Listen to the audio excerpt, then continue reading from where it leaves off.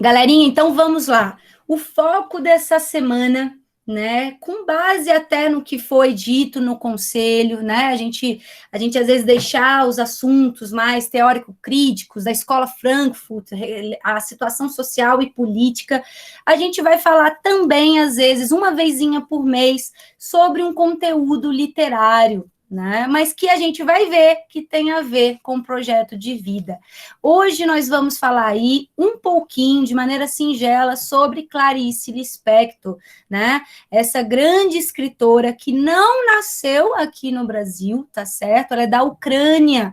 A família dela, né, veio da Ucrânia fugindo de uma onda antissemita. Eles eram judeus, né? A família de Clarice era judeu, inclusive ela nem se chamava Clarice, ela se chamava Shaya Lispector, e ela veio pequenininha, porque tinha essa onda de perseguição, aliás, tinha e sempre teve, infelizmente, tanto da extrema-direita quanto da extrema-esquerda, mas ali naquela época eles estavam, os judeus, muitos morreram na época dos czares, né, da Rússia aí, e quando a Stalin assumiu, então, nem se fala, muitos judeus também morreram, não só foi na Alemanha nazista, na Rússia também, houve muito assassinato de judeus. Mas não vamos entrar nessa parte aí triste da história, porque seria outra aula, a gente fala sobre a situação da faixa de Gaza, situação dos muçulmanos, dos judeus, da Palestina. O foco aqui hoje é Clarice.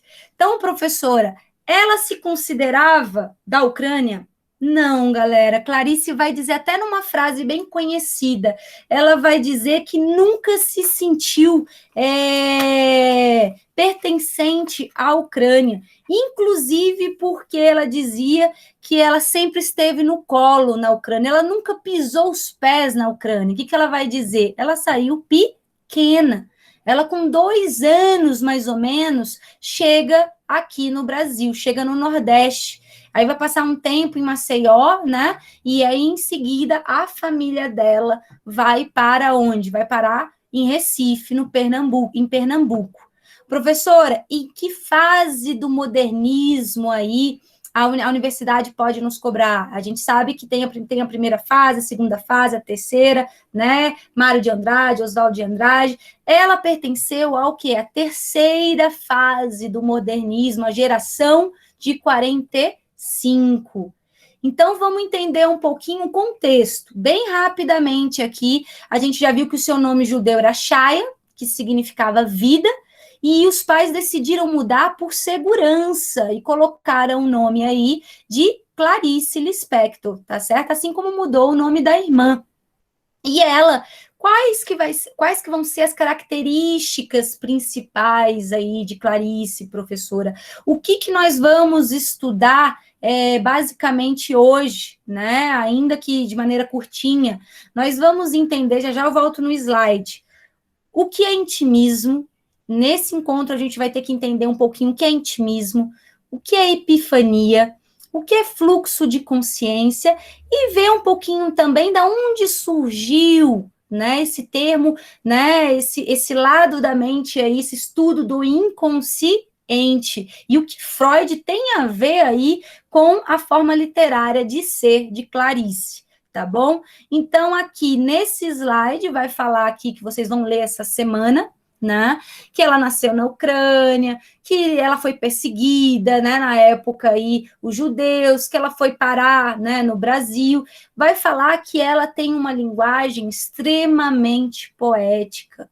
Quando a gente lembrar, galera, de Clarice Lispector, a gente tem que lembrar muito, por mais que ela seja, eu coloquei lá na atividade uns 2 vídeos, ela é uma mulher extremamente reclusa, enigmática, é o tipo de mulher que não quer agradar a ninguém. Ela é o que ela olha na cara, fala as verdades, atravessando. Então, esse tipo de mulher dava medo até em Chico Buarque. Tem um vídeo que eu coloquei na atividade, que o próprio Chico Buarque, falando, eu me senti um menino perto dela. Ela chamava a gente para jantar, e passava 5 horas, 4, 3 homens esperando jantar, dava meia-noite, ela se despedia da gente E a gente saía nas escadas, e aí, a gente jantou? Não, uma mulher não ofereceu o jantar. Que recado que Clarice dava para os homens? Chamar os homens para jantar e não oferecer o jantar, né? Meio que uma análise crítica do papel da mulher na sociedade. Por quê, galera? Que por mais que Clarice não se considerasse feminista, tá certo? Ela falou muito sobre a condição da mulher. Se der tempo, hoje a gente vai fazer um questionário online aí, um quiz, né? Se possível, nos últimos 15 minutos. A gente iria falar também, vai tentar falar um pouquinho sobre o conto Amor, de Clarice Lispector, que vai trazer a personagem Ana. Ana, como é que se diz? Uma mulher que é casada, né, tem seus filhos, e já costura a roupa do marido, já mandou os filhos para cá, para a escola, o marido está no trabalho, e ela, né, retornando para casa, a Clarice vai dizer, e aí é chegada a hora perigosa do dia. Que seria essa hora perigosa do dia, galera? O que vocês acham? A Clarice, de maneira extremamente introspectiva, ela vai dizer que o que representa para nós a hora perigosa do dia. O que vocês acham? De maneira bem tranquila. O que seria para vocês? Eu quero entender primeiro para vocês. O que seria a hora perigosa do dia? Quando estamos sós com nós mesmos, olha aí, bateu certinho praticamente. Mas o quê? O que está relacionado a isso? Tem muito a ver. Cauã já trouxe aí um ponto-chave. Essa hora perigosa do dia, galera, vou até lá para o slide, né? Já que a vida é assim fragmentada mesmo. Ela vai falar que essa hora perigosa do dia, no conto Amor, que está na obra Laços de Família, tá bom? É a hora que você já fez tudo. Você já entrou nessa aula, já saiu, já fez as atividades do professor, né? Já passou no bimestre com notas boas, já lavou louça, quem precisava lavar, já fez tudo. Agora, nada exige a sua força. Nada, como é que se diz, está te cobrando. Mas você vai se cobrar. É chegar daquele momento do encontro consigo mesmo. Por exemplo, quando você não tem mais nada para fazer, geralmente é na hora de dormir, que a gente dá uma respirada antes de dormir, uns 15, 20, 30 minutos, né? A gente vai pensar, né? Qual é o meu papel aqui? Se eu estou feliz, quais são meus sonhos, minhas fantasias, meus medos, né? Então, essa hora perigosa é quando nada exige de você mais, nenhuma força, mas você está ali, de alguma maneira, levado a pensar sobre si. E a Ana, não vai dar tempo da gente falar o conto, mas a Ana chega nesse momento, que ela já fez as compras de casa, está voltando para casa, ainda é 4 horas da tarde, o pessoal só chega à noite, 6, 7 horas, e ela está dentro do ônibus. E ela vê, como é que se diz, um cego mascando chiclete. E cego mascando chiclete, sorrindo para lá e para cá. E isso dá uma inquietação nela. Depois eu vou explicar o porquê, né? Esse lado subjetivo dela. Ela vai criticar esse homem cego mascando chiclete. Mas por que ele masca chiclete? Ele é cego. A vida dele é escura, né? E por que ele está sorrindo? Só que, na verdade, gente, a Clarice é a escritora-chave para pegar fatos cotidianos e você refletir sobre sua própria vida. Na verdade, a personagem Ana, ela está revoltada porque ela começa a analisar a própria vida.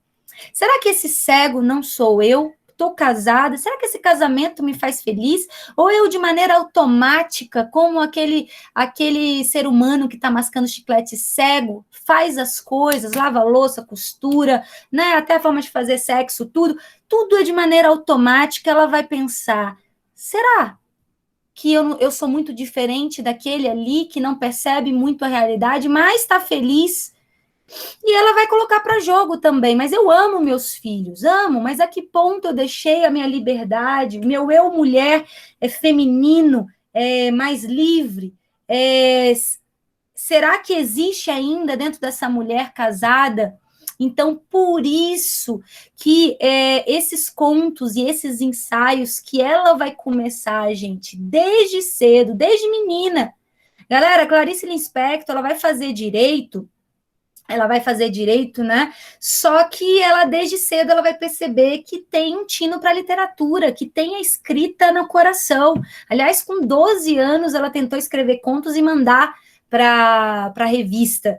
Só que as revistas se ajeitavam porque dizia, olha, os seus contos não falam sobre fantasia, sobre fadas, coisas mais mulheres idealizadas, heróicas.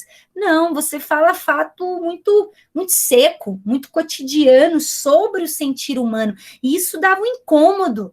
Mas ela, quando era pequenininha, ela tentou escrever, principalmente ela escrevia antes da mãe dela falecer. Ela perdeu a mãe muito jovem, depois perdeu o pai, e ela escrevia porque a mãe era doente, ela tentava escrever pequenos contos, claro, na medida do infantil, né? Mas ela vai escrever Perto do Coração Selvagem com 23 anos. E aí começa-se a perceber, ela vai ganhando os prêmios, né? Que ela escreve de uma maneira diferenciada. Que por mais que fosse meio angustiante ler Clarice, ela fala e atravessa muito dos nossos sentimentos. Então, ela é caracterizada aí por ser uma literatura poética, escrever em primeira narrativa, em primeira pessoa. Por que, galera, vocês acham que ela escrevia em primeira pessoa?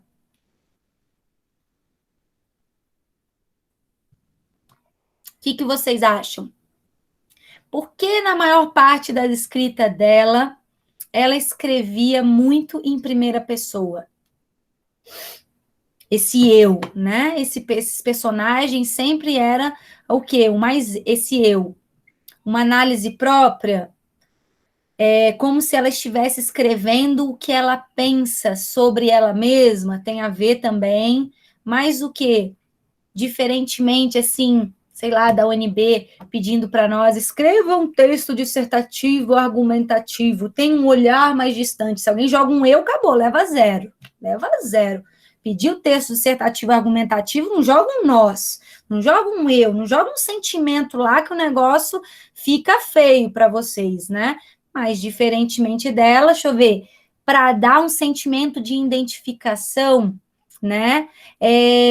Talvez ela já estivesse passado por algo do tipo, ou se identificado, tudo que vocês estão dizendo está certo, gente. O que significa? A Clarice, nos textos dela, ela não vai esbanjar muito de diálogo, ela não vai gostar muito de diálogo, né? De tipo assim, travessão, fulano de tal, travessão falou isso. Isso daí, esse diálogo, remete a uma percepção mais do externo, né? Se bem que Sócrates diria diferente, mas vamos para Clarice. Ela é voltada mais para o monólogo, narrativa interior, né? Narrativa subjetiva, sobre os sentimentos. Então, quem melhor do que nós mesmos para falar sobre os nossos sentires? Então, por isso, nas narrativas dela, ensaios, contos, livros, ela vai dar prioridade à primeira pessoa, tá certo? É esse eu.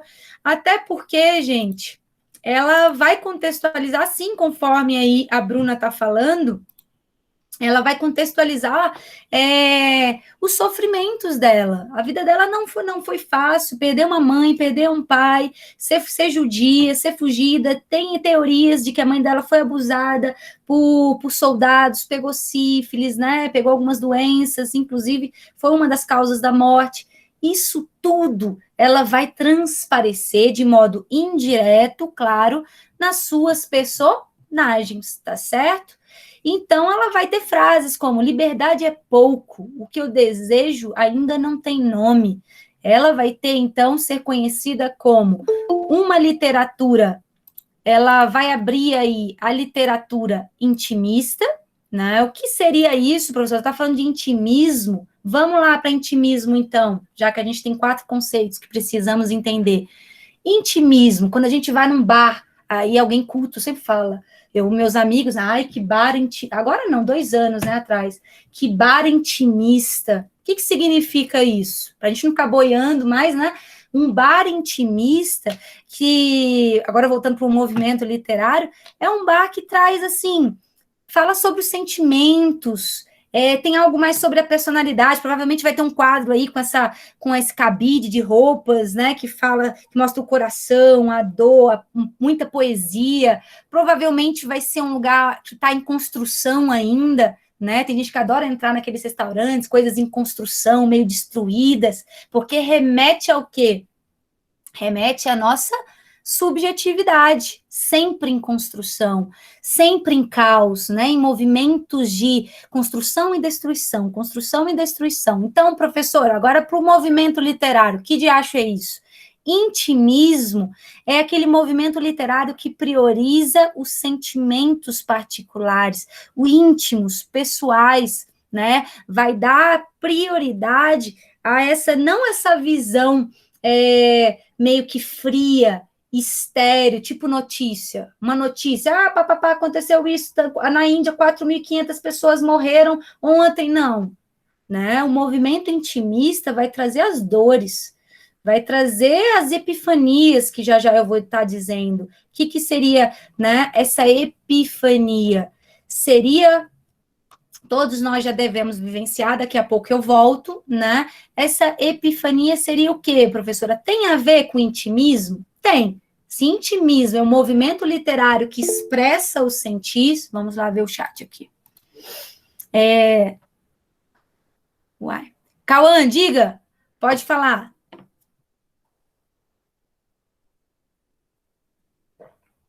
Cauã? Você levantou a mão? Não? Então sigamos. Epifania foi um termo criado por ela. Gente, ela é reconhecida como uma das escritoras que mais pode ser conhecida, né, na literatura brasileira, tá bom? Porque esse Guimarães Rosa é muito conhecido pelo o regionalismo. Aliás, Grande Sertão Veredas é um livro que todo ser humano deve ler, mas a linguagem é difícil, né? A linguagem do Nordeste. Mas o que significaria essa epifania? Ela é muito conhecida, sim, né? Quando fala de Clarice, tem que falar de epifania. Por quê, professor? Que diacho é isso? Epifania, gente, todos nós já devemos ter vivenciado momentos epifânicos. Na literatura, principalmente aqui, é aquele momento onde aquele que vive o personagem, ele tem do nada, parece que é assim, né? Bate aquela luz, às vezes com coisas bobas, fatos cotidianos, bate aquela luz da compreensão. É um entendimento súbito, sabe? Parece que, assim, às vezes numa briga familiar, putz, não, meu Deus, eu tenho que seguir outro norte. Uma professora, você está desenhando um desenho incrível, né? Mas está lá, meio deprimido e tal, e a professora, cara, Caio, você tem um dom. Seu desenho é fantástico, cara, é intimista, fala de algo, sabe? Você poderia ser ilustrador de anime, sei lá, alguma coisa. E aí ele, vem uma centelha, cara, não vou fazer direito como meus pais falam, não vou fazer medicina como meus pais falam. O que significa essa epifania, gente? Então, é um sentimento que expressa a compreensão súbita da essência de algo. Será que a gente pode descobrir a essência de algo, né? Mas pelo menos aquela centelha de entendimento. Quem já vivenciou isso, né? Do nada, por exemplo, a personagem Ana, ela vendo aquele homem mascando chiclete, aí ela perde a noção, ela freia o ônibus que ela tá freia e ela deixa os ovos quebrarem. Será que é só os ovos quebrados? Ou a vida dela tá escorregadia, tá explodindo, né? Tá mostrando ali, levando a ela quebrar um pouco dessa vida automática dela como mulher.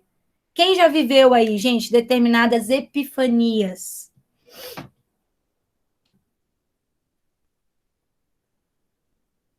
sejam boas, ou, né, ou sejam, assim, às vezes, epifanias que possam ser ditas, né, que não sejam censuradas aqui no nosso tempo aqui de aula, né, mas tem epifanias que a gente pode expressar. Alguém já vivenciou, gente? Creio que todos nós, mas algum exemplo de alguma epifania? Eu já tive algumas, deveria anotar a próxima, né? Eu, às vezes, né? Que tipo, Bruna, de epifanias que você já teve? Relação no sentido profissional, no sentido de uma relação, né? Uma relação de amor, uma relação familiar, ou uma relação abusiva, né? Não me lembro sobre o que era. Alguém lembra, gente? Aí, de alguma epifania? Relações de amizade, sim, a gente tem muito, né? A gente tem muitas epifanias nesse aspecto, principalmente também trajetórias de risco, né? Se eu fizer determinadas coisas, mas aí vem um sinal, às vezes a fala de uma mãe, ou a fala de uma pessoa que gosta de você, e aí do nada parece que não, vou ressignificar minha trajetória aqui, né? Às vezes, deixa eu ver aqui, aprendendo algumas matérias, às vezes eu fico estudando e não vem nada, aí do nada, bum, conhecimento. Nossa, isso rola também, iluminado, massa demais, isso ocorre sim, isso quando eu compreendi a matemática, era uma epifania, assim, fantástica, né? Nossa, matemática, meu pai até tinha uma historinha. Meu pai sempre falava que, tipo, estudar matemática era uma coisa muito inglória, que você estudava e não entendia nada. Mas aí, Não, uma bela hora você chegava, ele falava que era bem assim, ele até brincava da seguinte forma, ele falava que a deusa da matemática era uma deusa que ela gostava de sacanear quem queria aprender. Então, quando a pessoa ia aprendendo, ele só ia aprender quando ela olhasse assim e falasse, ah, ok, agora você pode pegar o conhecimento. E aí ela tacava de uma vez e você ficava tipo, uau, era só isso! exatamente, gente. Eu, quando era adolescente, eu era muito de humanas, né? Eu não admitia um menos que um 9, assim, eu era história, geografia, sociologia, filosofia, mas matemática eu era daquelas, assim, do fundão, tentando entender, assim, juntava, cara, para tirar um 6 era muito difícil, né? Só que quando eu me debruçava, eu via que atravessando esses muros tem epifanias fantásticas, as coisas têm lógicas, têm encaixes maravilhosos. Mas, gente, só não curto geografia, né? Isso daí é poder sobrenatural da mãe. Vamos lá. Então, galera, só para voltar nas epifanias, todos nós vivenciamos. E o estilo, professor, olha as características de Clarice. Então, ela vai ser subjetiva, ela vai explorar muito eu. Olha a frase dela: renda-se como eu me rendi. Mergulhe no que você não conhece, como eu mergulhei. Não se preocupe em entender. Viver ultrapassa o entendimento.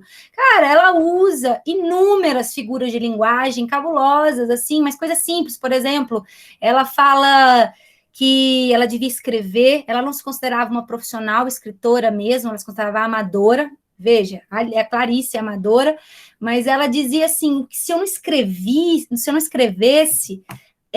se eu não falasse, as palavras me sufocavam, né? E todo o texto, toda a literatura dela, você vai ver que ela vai inovar nessa linguagem. As palavras vão ganhar nova roupagem, novos sentidos, né?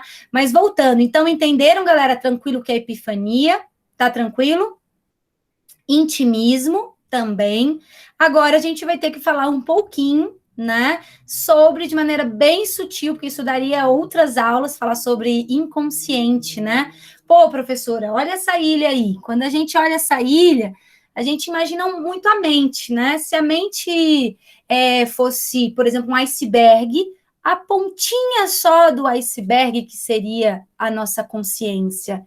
O que seria a nossa consciência? Seriam os processos psicológicos, como razão, conhecimento, as nossas memórias, aquilo que a gente lembra, nossos sentimentos, aquilo que eu estou transparecendo para vocês, né? Que é pertinente transparecer, que minhas condutas como professora e como ser humano.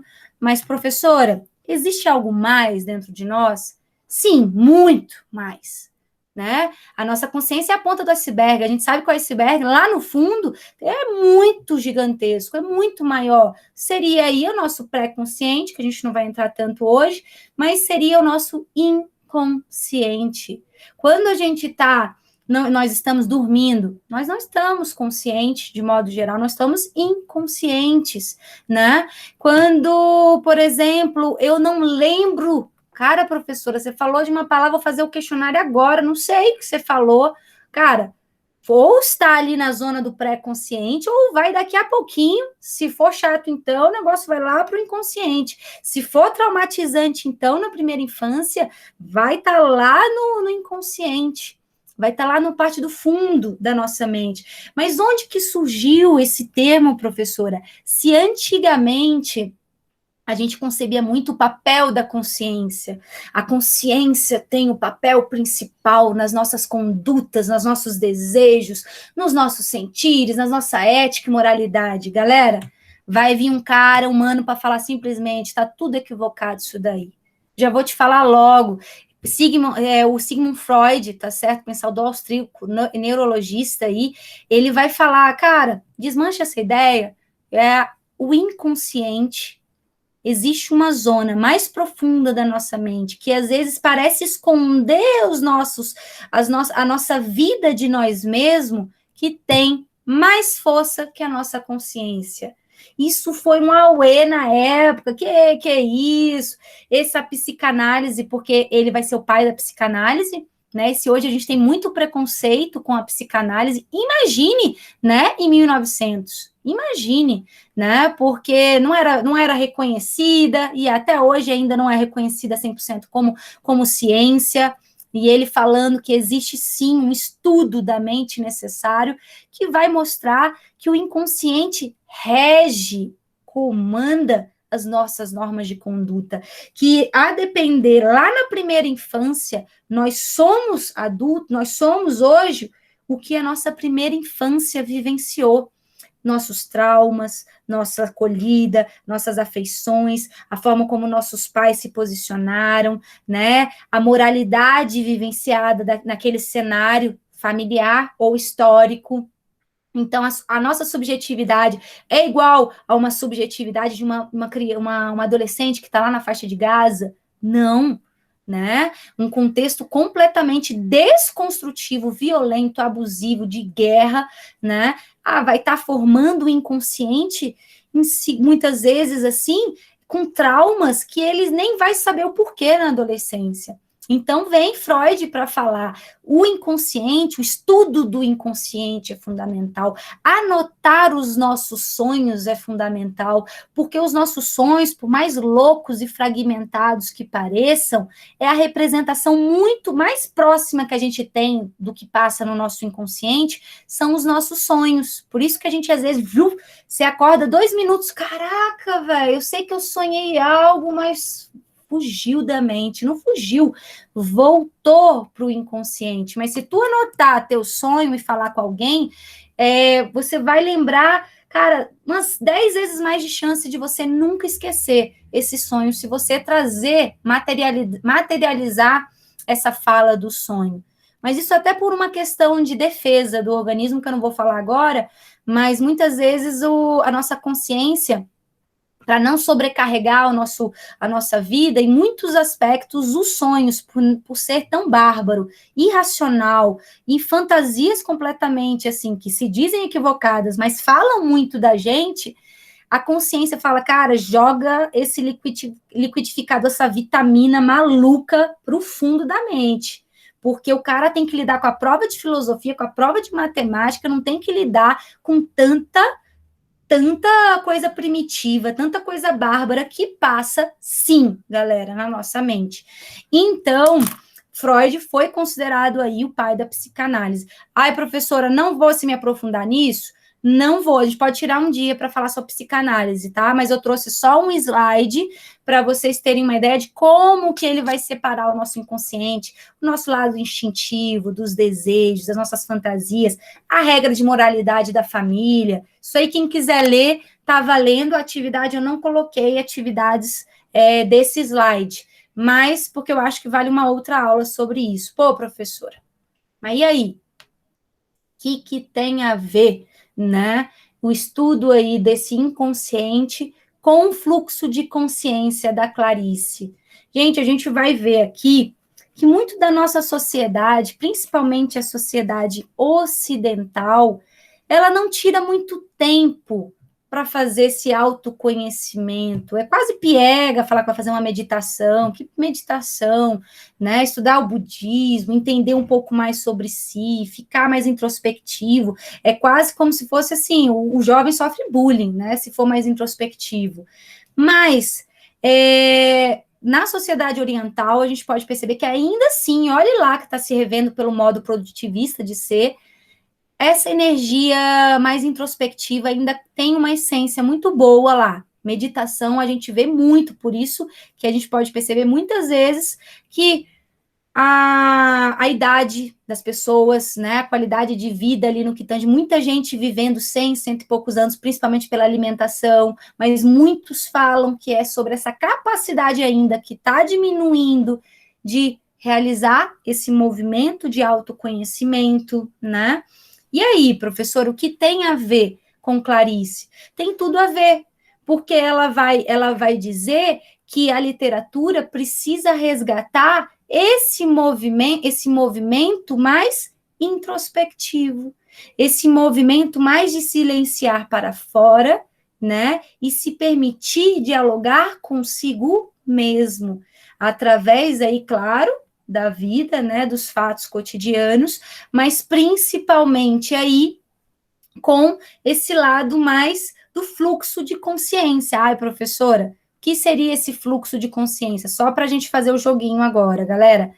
Esse fluxo de consciência é quando, de repente, gente, fatos banais, muitas vezes cotidianos, começam a levar a gente ao quê? A fazer um movimento de reflexão interior, né? Diante, assim, evita-se a esterilidade da parte de fora, de falar de maneira fria sobre notícias, assim, e esse fluxo de consciência é esse movimento que o meu papel no mundo, meu estar no mundo. E isso, muitas vezes, é de maneira inusitada, imprevista. Galera, para dar tempo, se a gente tivesse 2 aulas, eu ia continuar aqui as características dela, mas eu acredito que já dá para a gente realizar a pequena atividade. Vamos fazer o seguinte, ó, eu vou parar a apresentação aqui e a gente vai fazer o seguinte, ó, eu vou colocar aqui o link do nosso jogo. E quem tiver celular, usa no celular, tá certo? Olha, quem tiver com celular, usa. Quem não tiver com celular, professora, tô só com um computador. Vai abrir outra abinha agora e colocar esse link com esse código. Vejam aí se conseguem. E eu vou estar compartilhando aqui essa guia. Ó, Kahoot. E vamos ver quem vai entrando aí, ó. Aos pouquinhos. Ó, o Thiago acabou de entrar. Vamos lá. Estão conseguindo ver a tela, gente? Com tranquilidade ou não? Gabi entrou também. Tá dando para ver essa tela, gente? Porque o que vai acontecer? Nós vamos, João Pedro entrou. Vocês vão ler a perguntinha aqui e vão responder aonde? Em outra aba, ou no seu próprio celular, amarelo, vermelho, azul ou verde. Bruna, vamos lá. Noemi. Quem mais? Vamos entrando. Marcelo, Tiago, Leonardo. Quantos nós somos? Deixa eu ver aqui. Nós somos 23. Vamos entrando, galera. Somos 10 aqui por enquanto. Tem mais gente entrando. Lembrando, gente, é um jogo sem esse sentido de concorrência. Primeiro que nem vê quem acerta, quem erra, não aparece quem errou. Não aparece também quem está lá por final, né? Geralmente é só para a gente buscar interagir um pouquinho mais. Eu ouvi muito do conselho que falta, né? Uma interação maior, né? A professora também está Às vezes, galera, eu tenho uma interação muito grande no presencial, mas no online eu acho que eu sou um pouco falha. Tá entrando, gente. Eu sou um pouco falha porque eu acho que 50 minutos é tão pouquinho, gente. Se a gente tivesse horário duplo, é porque eu sempre fui professora de filosofia com horário de 1h50, né? E eu acho tão curtinho esse tempo que às vezes eu falo de maneira corrida, não dou esse espaço. Mas eu vou buscar, eu acho que eu vou fechar agora sempre 5 slides só, 5, 6 slides, falar mais pouquinho e ouvi-los também. Mas isso a gente vai aprendendo. Ó, 15, 17, vamos lá. Não se preocupem, é só para a gente brincar. Lembrando que a atividade que é para ser feita está no questionário, lá no Moodle. Isso aqui é só para a gente aguarda realmente os resultados, mas vocês vão ter que fazer o do Moodle. Acabou, galera? Deixa eu ver, tem mais gente entrando? Deixa eu ver aqui no chat. Ai, sumiu o chat aqui, ó. Não consigo. Não consegue. Mas você não entrou aqui, Thiago? Deixa eu ver. Não deu? Não deu para entrar? Thiago, mas você tá aqui, né? Galerinha, 20. Pronto. Agora eu acho que sou eu, né? Então podemos começar? Tranquilo? Tem mais alguém? Fechou. Vamos lá. 1, 2, 3 e sigamos. Clarice Lispector.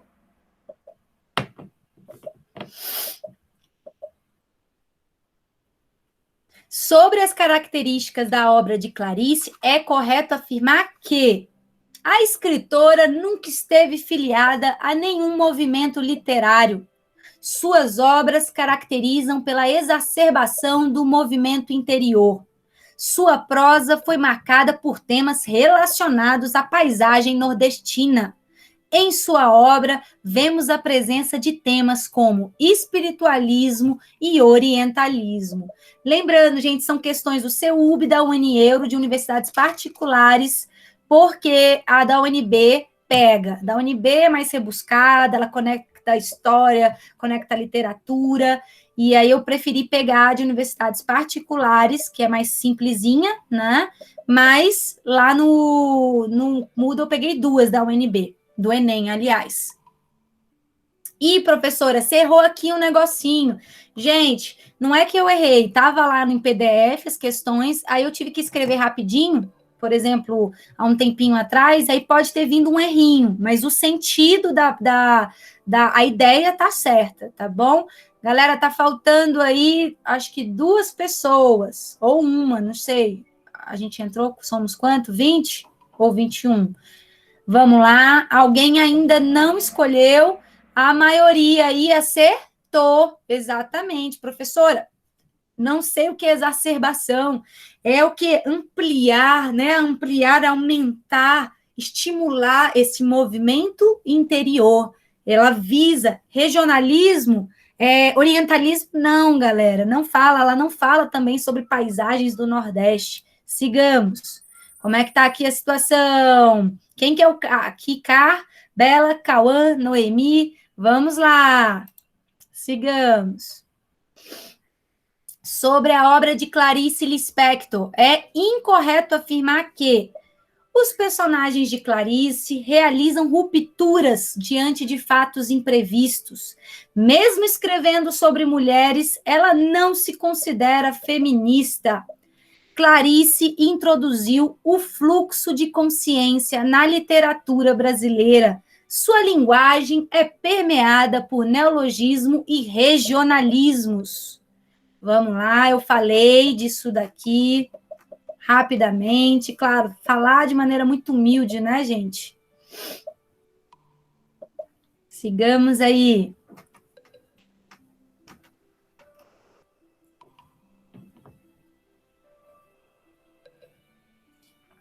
Rupturas, quebras de paradigmas, né, sobre o sentir, sobre a nossa condição, né, emocional dentro de um determinado cenário.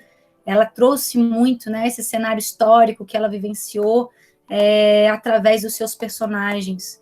Vamos lá, faltam 3 pessoas, galera. O que vocês acham? Vamos lá. Mais aí, falta só mais uma.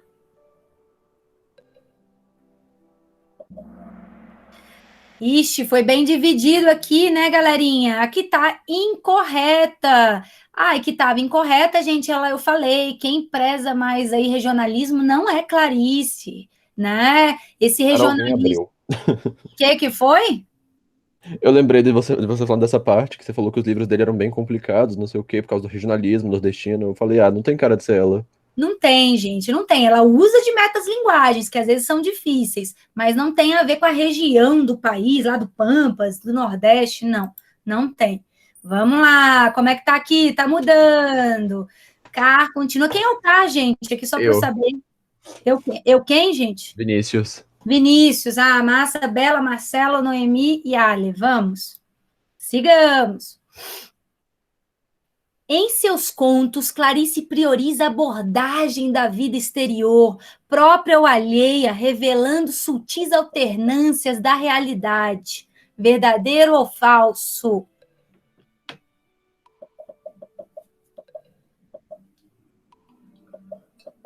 Eu acho que muita gente vai errar essa daí. Vamos lá. Essa, se eu não me engano, foi da UNB, né? Foi aquela certa errada pequenininha de textos grandes, assim, da Clarice, mas foi da UNB essa daí, e muita gente erra. Sigamos. Mais 2 pessoas. Tá faltando. Nunca teremos essa resposta. Mais uma. Alguém é bem assim, gosta de avaliar com calma, com tranquilidade. Era que nem eu fazendo prova, eu sempre fui a última a sair, sempre. Vamos lá. E aí, gente, será que alguém saiu do jogo? Quando sai, fica assim, aguardando. Gente, confere aí, alguém saiu do jogo, tá no chat, falou que saiu.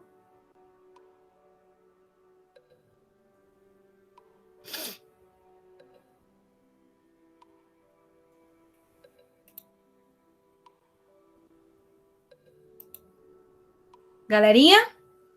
Professora. Eu vou só Enquanto a esperar senhora... essa, mas só lembrando que nas próximas, respeitando o tempo, né, das outras turmas aí, vamos sempre ir um pouquinho mais rápido, porque é bem curtinha essa. Só vou esperar essa, porque regra criada é regra que precisa valer só, né, depois de dita. Então, só a partir dessa aí.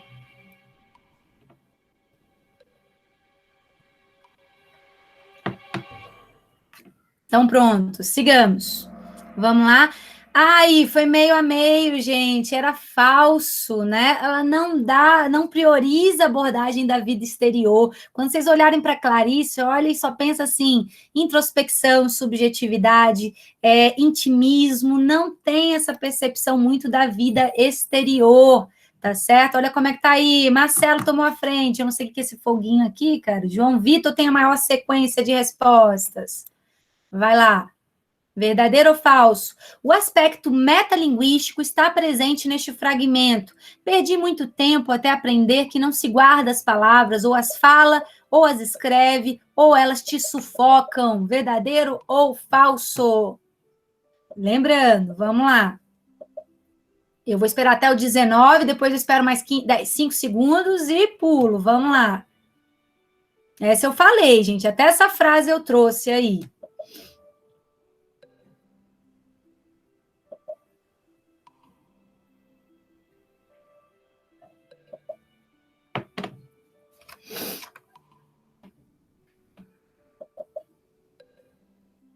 Mais uma, ou 2 também. Olha aí, todo mundo colocou aí, sim, né, galera? Verdadeiro, exatamente. Ela esbanja de figura de linguagem. Olha aí, João chegando, Bela, Ali, João e Marcelo. Clarice, essa é um segundo. Clarice nasceu em que país? Essa é muito tranquila. Brasil, Alemanha, Japão, Ucrânia. O que verdadeiramente é imoral é ter desistido de si mesmo.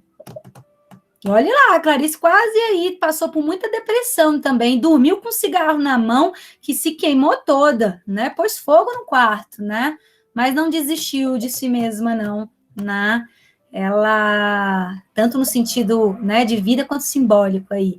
A maioria, né, galera? Ucrânia, Brasil, Brasil praticamente ela só nasceu na Ucrânia e seguiu para o Brasil novinha, com 1 ano e pouco.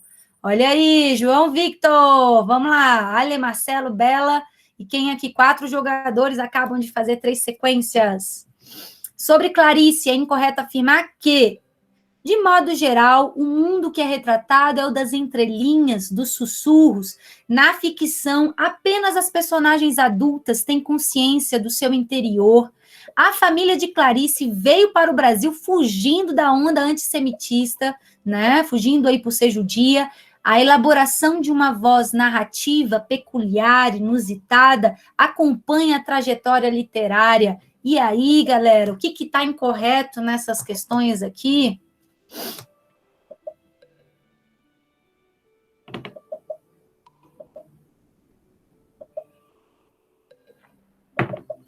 A frase dela, até cortar os próprios defeitos, pode ser perigoso. Nunca se sabe qual é o defeito que sustenta nosso edifício inteiro.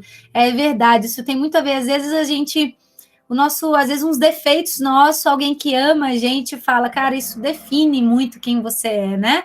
E aí, a maioria acertou? Exatamente, né, gente? Eu não falei isso, mas de uma maneira indireta dá para entender que as crianças, personagens, também ela traz ao perfil psicológico, fluxo de consciência aí, tá bom? Não só as adultas. Seguindo, olha aí, vamos lá. Verdadeiro ou falso? A originalidade, a força de sua linguagem e intensidade das emoções das suas personagens provocou certo incômodo na época. Verdadeiro ou falso?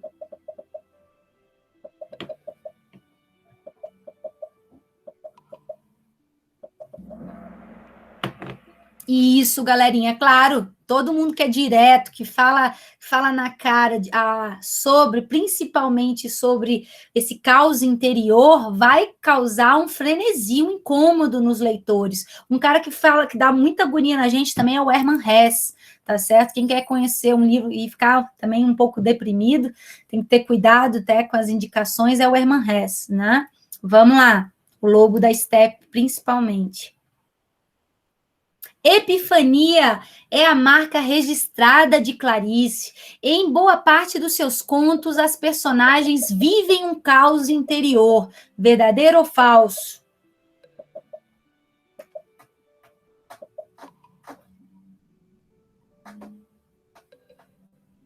Vamos lá, mais alguém?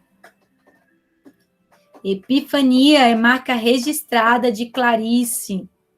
Alguém me perguntou se epifania, no sentido só veio da Clarice. Esse termo eu tenho que pesquisar, creio que não, mas porque é um estado realmente muito antigo, mas eu vou ver se o termo surgiu a partir, mas creio que não, é muito mais antigo. Segue aí praticamente, né? Todo mundo acertou. Quem não vive caos interior, gente, eu não sei em que mundo está, principalmente num cenário como esse, né? Sigamos aí. O romance de Clarice Lispector filia-se à ficção romântica do século XIX, ao criar heroínas e mulheres idealizadas, prende-se à crítica de costumes, ao analisar com bom humor, senso de humor a sociedade, define-se como literatura feminista, ao propor uma visão da mulher oprimida, renova, define, intensifica a tendência introspectiva. E aí, galera?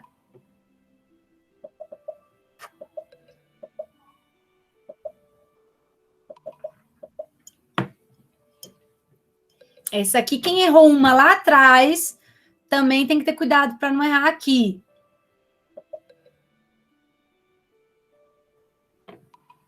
Aquela que eu errei lá atrás me quebrou legal. Eu acho que tem uma aí que tem a ver com isso. Olha lá como é que foi tudo dividido aqui. Mas de fato a maioria, né, escolheu aí renova, define, intensifica a tendência introspectiva e intimista. Mas muitos marcaram essa aqui da mulher, define-se como literatura feminista. Ela não se define como feminista. Ela tem vários vídeos falando que ela não se considera feminista, apesar dela falar da condição da mulher, tá bom? Vamos lá. Como é que tá aqui? Caio entrou aí no páreo também. Marcelo, João Vitor, João Pedro, o Vitor acertou 3 seguidas. Seguindo. Em que ano nasceu Clarice Lispector? Lembrando, quem aperta essas curtinhas mais rápido ganha mais ponto. Vamos lá. É não só acertar. Lembrando que isso aqui só vale numa brincadeira, numa prova, quanto mais você ler, reler e demorar, né? Eu vejo que as maiores notas, quem tira 10 e 9, é aquele que fica 1h, 40 minutos fazendo atividade. Vamos lá. Em que ano nasceu? Ela faleceu em 1977.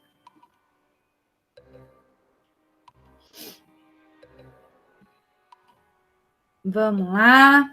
Tem alguém aí que ainda... 1920. Ela ganhou naturalidade brasileira em 1943, com 23 anos. Como é que tá aí? Vamos lá, João Vitor, João Pedro, Caio, Marcelo e Ale. Sigamos. Antes de se mudar seu nome para Clarice, qual foi o nome de batismo da escritora? Lorena Lispector, Elisa Lispector, Shaya Lispector, Clara Lispector. O nome significa vida. Vida. E aí?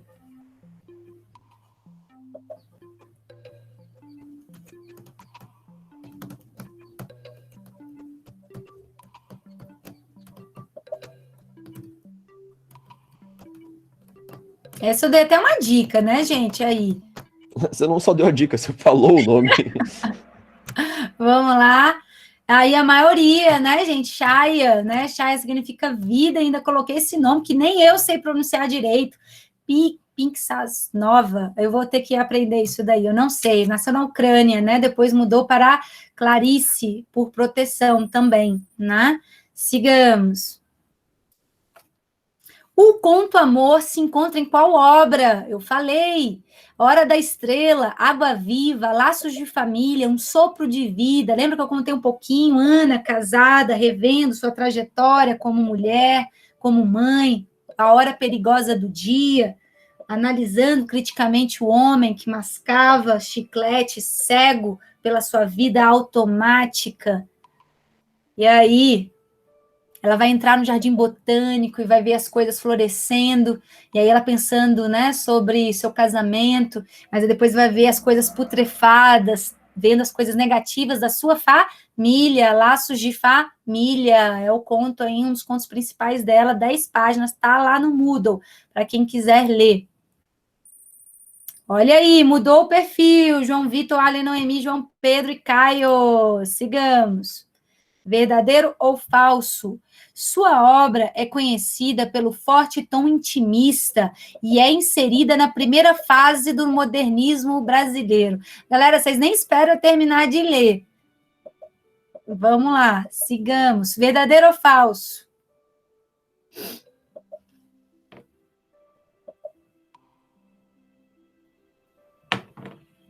Clarice, ela tinha a língua um pouco travada. Ela por mais que ela nasceu na Ucrânia, mas cresceu em Brasília, mas ela nunca fez a correção de língua. Se vocês verem um vídeo dela, ela fala de maneira travada.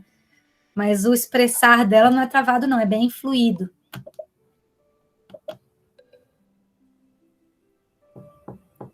Mas muita gente tinha medo de Clarice. Aliás, eu acho que todo mundo, muita gente, os homens têm muito medo de mulheres que são bem diretas, né? E dizia assim, o Chico Buarque falando que tinha alguém, um amigo dele, né, apaixonado por ela, mas não conseguia abrir a boca, porque ela era o tipo de mulher que intimidava muitos homens. Vamos lá, alguém, a última pessoa aí, galera, verdadeiro ou falso? Será que alguém desistiu na reta final aí? Vamos lá, vou esperar mais 15 segundos, porque na outra começa 4h20, então temos que respeitar o tempo. Sigamos. Alguém desistiu? Eu vou então pular, hein? Aperta aí, dou-lhe uma. Não? Então, sigamos. É falso, né, gente? Todo mundo sabia, vocês nem terminaram. Ela não faz parte da primeira fase do modernismo aí, né? 1920, não, ela faz parte aí da terceira fase do modernismo brasileiro, geração 45, tá bom? Então, mudou bastante. Olha aí, Marcelo entrou na jogada. João Vitor, vamos lá. Verdadeiro ou falso? Não tem pessoas que cosem para fora, costuram para fora, olhem para fora. Eu coso para dentro, né? Essa frase faz pouca referência à escrita de Clarice. Verdadeiro ou falso?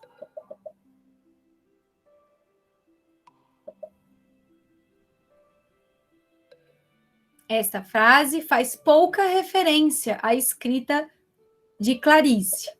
Quem sabe, eu sou o tipo de professora que adora ter peguinhas, né? Porque a UNB é rainha, né? Dos peguinhas. A gente lê 5 linhas, aí na última linha encontra uma palavra equivocada. Então, ter cuidado sempre. Alguém de fato desistiu aí. Não? Então, vamos lá. Sigamos. Mas a maioria colocou falso, né? Na outra turma, a maioria colocou verdadeiro. Essa daí todo mundo percebeu. Faz, sim, muita referência. Olhar para dentro. Como é que tá aqui a situação? Marcelo, Ale, João Pedro, João Vitor, Caio. Estamos indo para a reta final. Na linguagem de Clarice Lispector, há uma certa preocupação com a revalorização das palavras, dá-lhes uma nova roupagem. Verdadeiro ou falso?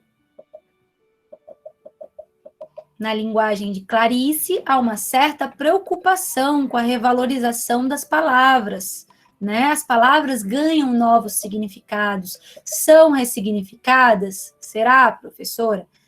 Ganha uma roupa nova, essas palavras?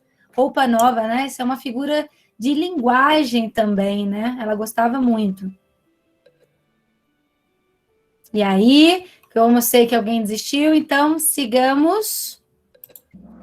Todo mundo, né? Todo mundo acertou. Essa aqui foi a única que eu acho que todo mundo acertou. Ela usa muito a figura da metalinguagem. E agora estamos caminhando para o fim, para respeitar até o tempo aí que vocês devem ter outra disciplina. Os diálogos são em pequeno número, dando lugar a um monólogo interior, que é uma das técnicas da análise introspectiva. Verdadeiro ou falso?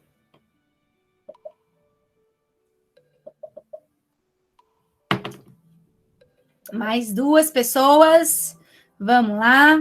Os diálogos são em pequeno número. Será dando lugar a um monólogo interior. E isso faz parte, né, desse movimento literário, intimista, introspectivo, verdadeiro, né, gente? E a última, galera, para finalizar, desculpa ter sido grande, assim, mais extenso, na penúltima, o modo de Clarice ver a criação literária não guarda relação com o momento histórico em que ela escreve, verdadeiro ou falso.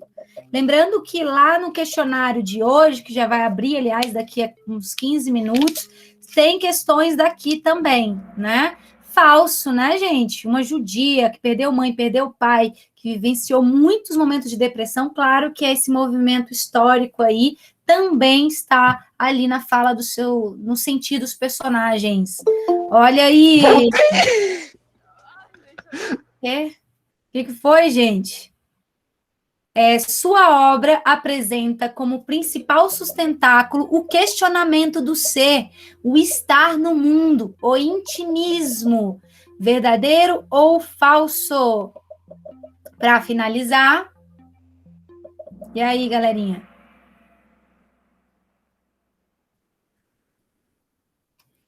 Agora a maioria acertou, e para finalizar, aí sai o resultado, gente, com leveza. Terceiro lugar, Marcelo. Professora, eu vou ouvir o Marcelo chorar no meu ouvido que ele clicou errado sem querer pro resto de toda a eternidade. Legal! E vamos lá, João Pedro.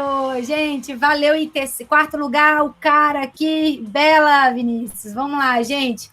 Só para a gente interagir um pouquinho mais, de preferência de 15 dias, a gente vai fazer essas atividades. já que é difícil fazer às vezes sozinho em casa, vamos tentar fazer aqui, tá bom? Respeitando o tempo, mas as nossas aulas vão ter que ser mais curtinhas, tá bom? Galera, um abraço grande para vocês. Coloquem aí a chamada, o nome de vocês, que lá para umas 5h30 eu devo estar pegando, tá bom? Deixa eu ver, eu nunca mais participo de um quiz desse. Adeus. Tchau, gente. Um beijo grande. Professora, a senhora acabou de matar o mestre do meu RPG, cara. O Marcelo ficou. Vai massacrar os jogadores. Mas por que? Marcou errado? Porque não ele leu tá a tão em choque que nem resposta? ele responde. O que foi? Gente, um beijo grande, bom final de semana para vocês. Desculpa a correria, que é muito